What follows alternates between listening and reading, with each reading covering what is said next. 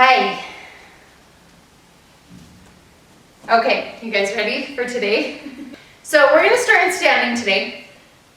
And as always, come to your breath.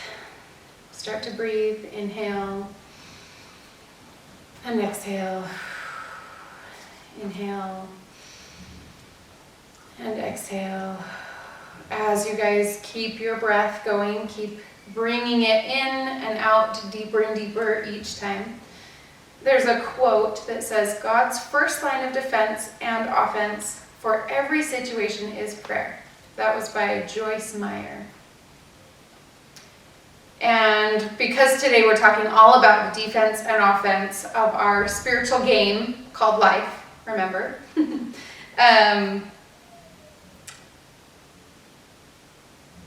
Satan came in hot yesterday, and now we're gonna talk about how we play the game according to Isaiah. And yeah, so for every situation, God's first line of defense and offense for every situation is prayer, which I thought was really interesting to hear that quote, because that is not actually mentioned anywhere in Isaiah. But yes, of course, communication with our Heavenly Father is key in all of this. And then my husband and I actually had a really cool conversation the other day about how sometimes we feel like in this day and age, the gospel can be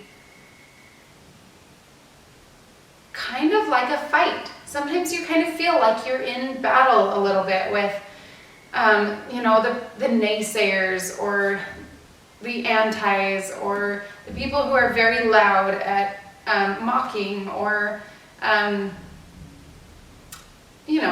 not being very nice on social media or the internet. And sometimes it's just hard. It's kind of discouraging sometimes. And so my husband and I were talking about how when you're in the gospel and when you are very steadfast and firm with your belief, those things can still hit home, absolutely. Like when people say things or aren't very nice, it hurts. It still hurts, for sure. And when you're so incredibly strong in it, you don't feel the need to be mean back. You are confident in yourself, and you're confident in your own belief, in your own faith so much. Okay, so let's start. Today we're going to start in chair pose. So our toes are going to be slightly together, our heels slightly apart, and we're just going to come down just like we're sitting in a chair in this pose. We are not poking out our booty. Our knees are not over our toes, so this is wrong. We're not doing this and we're not doing this, right? Don't do this, okay? What we're doing is we're sitting back into a chair. Our knees are actually going to stay over our feet. They're not going past those toes. So you're really kind of leaning back, okay? And a lot of my weight is in my heels just to counteract that weight and that balance. So I'm bringing my hips back.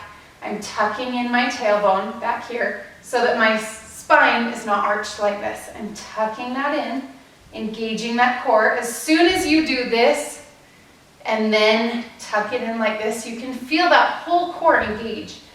So tuck that tailbone in, engage the core, and bring your arms up like this. Yes, it's an intense pose. So stay here as much as you can. Whenever you need to step out of it, go ahead, come back out of it. And when you're ready, breathe a couple breaths. Whenever you're ready, just come right back into that. You've got it. Okay, so come into chair pose. I'll do it with you guys. And we are going to start right now we're in 2 Nephi 14, and verse 5. I'm going to start here. And the Lord will create upon every dwelling place of Mount Zion and upon her assemblies a cloud and smoke by day and the shining of a flaming fire by night. And then in verse 6 it says, for upon all the glory of Zion shall be a defense, And then 6, and there shall be a tabernacle for a shadow in the daytime from the heat, for a place of refuge, and a covert from storm, from the rain. Okay, I'm getting tired. Let's stand up a little bit. There's so many cool things in these 2 verses. Okay, when you're ready, we're gonna come into chair pose one more time. It'll be our last time. So really feel all the heat. It's good. Okay, so inhale here and exhale, come down, tuck in that spine or tailbone, engage the core, protect that spine, arms up. So let's start at the beginning. And the Lord will create upon every dwelling place. A dwelling place, that's our houses, right? We dwell in our homes. So upon every dwelling place, Mount Zion, so every house of ours, and upon our assemblies, which is our churches, right? Our assembly halls where we gather each week together as a ward. So upon our houses and our churches, a cloud of smoke by day, and the shining of a flaming fire by night. And for upon all the glory of Zion shall be a defense, and there shall be a tabernacle, which is what? A temple, right? So we have a house, our churches, and our temples.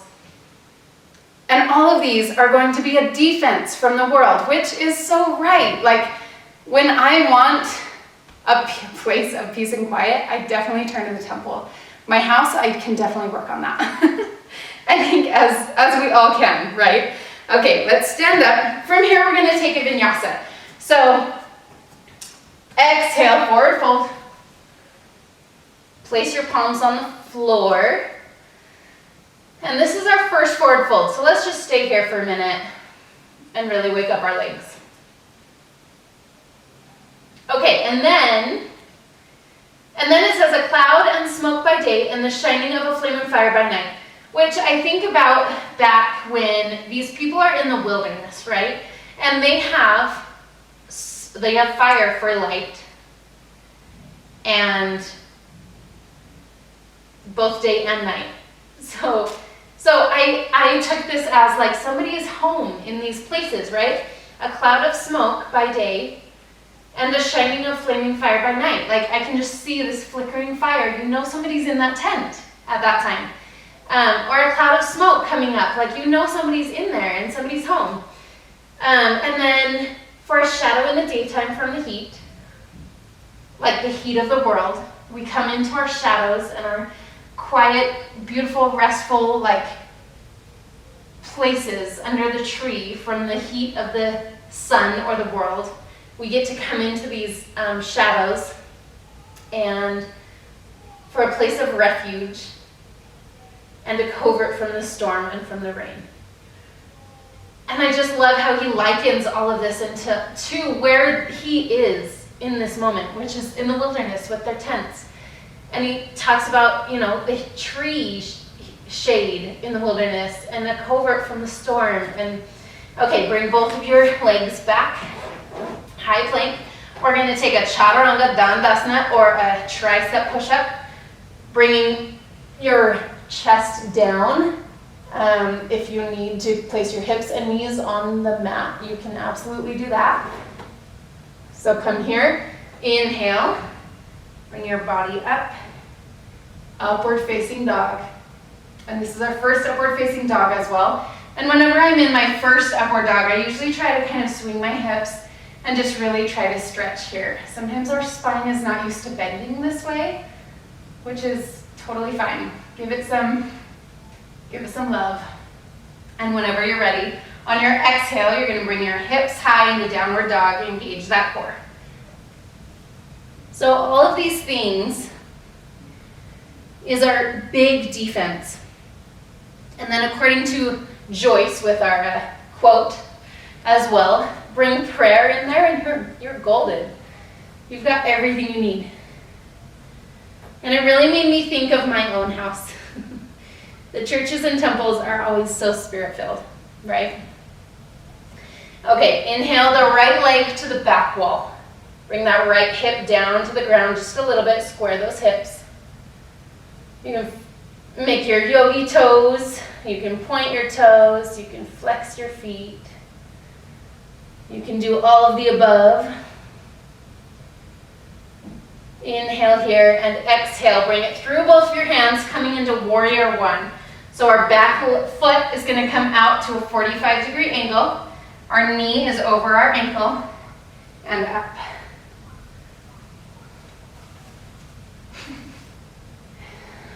And if you want to come deeper into it, just bring that that back leg, mine is left, back further so that this leg can bend further into it without going over that knee.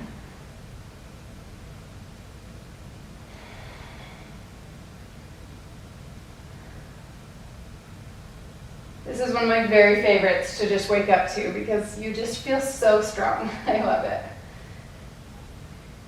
Okay, from here, bring your palms back down to the ground. We're just going to switch legs.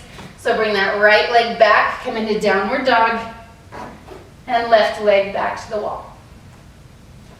Okay, so that's our defense. And then before I move on, let's just jump back a little bit into chapter 12, verse 2.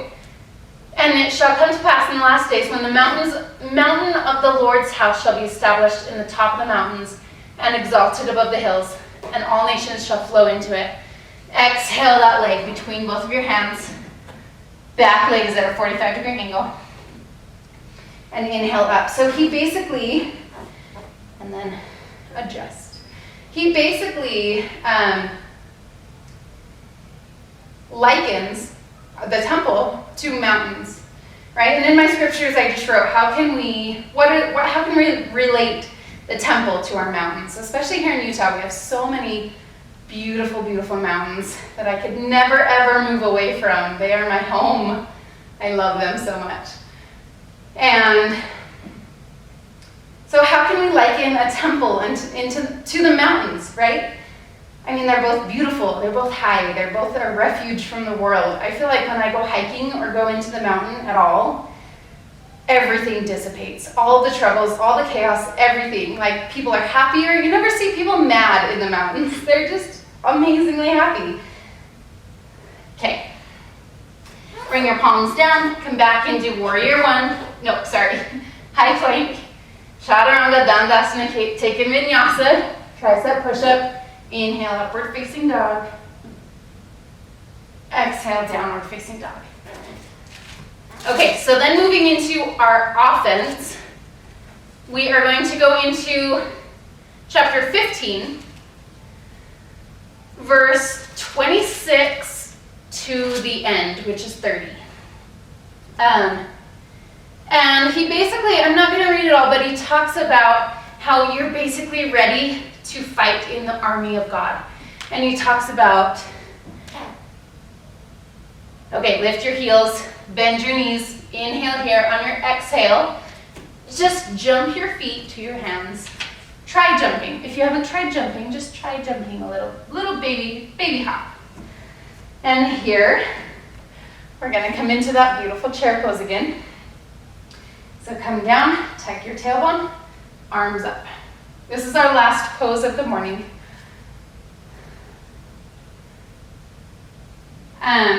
So he talks about like the girdle of their loins, the latchet of their shoes, their arrows will be sharp, their bows bent. You know, when you bend a bow and arrow, it's bent if it's, I want to say cocked, but that's a gun.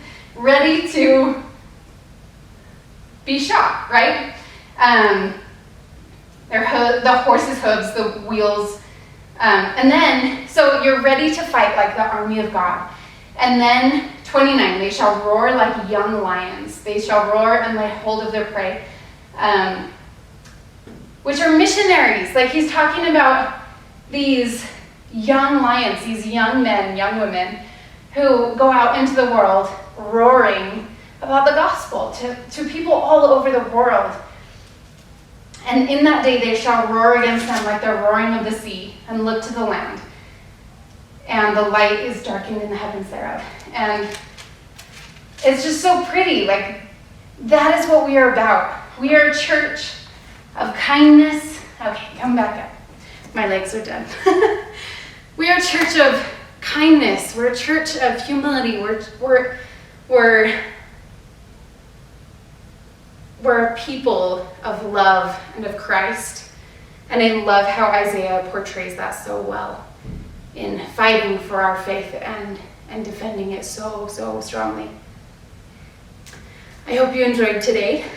The light in me honors and loves the light within you. Have a good, what day is it? Wednesday? Namaste.